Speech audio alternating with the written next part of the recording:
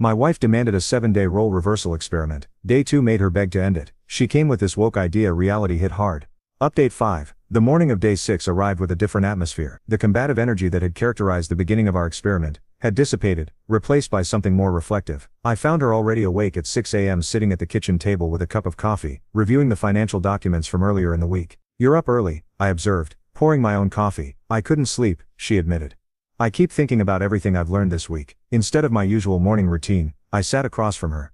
"Today's focus is different," I explained. "It's about understanding the long-term trajectory I've been building, the one you've often criticized as prioritizing work over family." She winced at hearing her own words reflected back to her, but nodded for me to continue. I retrieved my laptop and opened a presentation I prepared months ago, but never shared with her. "This is the 5-year career plan I've been developing. The regional director position I mentioned yesterday. That's step 2 in this progression." She leaned forward as I walked her through the slides, detailed projections of increasing responsibilities, compensation structures, and strategic career moves I'd been quietly positioning myself for. The culmination was a leadership role that would nearly double our household income within 4 years. "Why haven't I seen this before?" she asked, genuinely surprised. "I tried to discuss it twice last year," I replied evenly. "Both times you said work conversations were stressful and changed the subject." She had the grace to look embarrassed. "I had no idea you were planning at this level."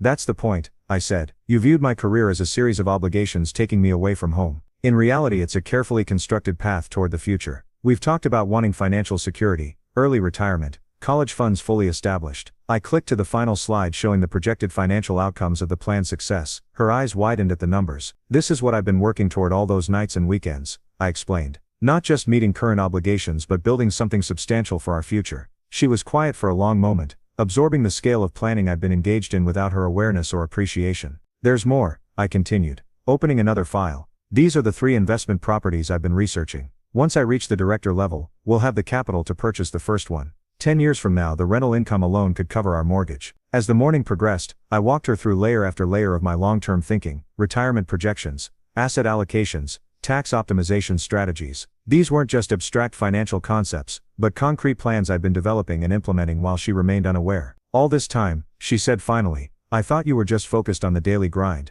I had no idea you were architecting our entire future." "Because you never asked," I replied simply. "You saw the hours I put in but not their purpose." Around noon, I suggested we take a drive. Without explaining our destination, I navigated to an upscale neighborhood across town and parked in front of an impressive home with a discreet for sale sign. "What are we doing here?" she asked, as we walked up the driveway. "This is the house I've been working toward," I said. 3 more years of executing my career plan, and we can afford it comfortably." Her expression shifted as she peered through the windows at the soaring ceilings, gourmet kitchen, and backyard pool, all features she had mentioned wanting in our someday home. "This isn't just a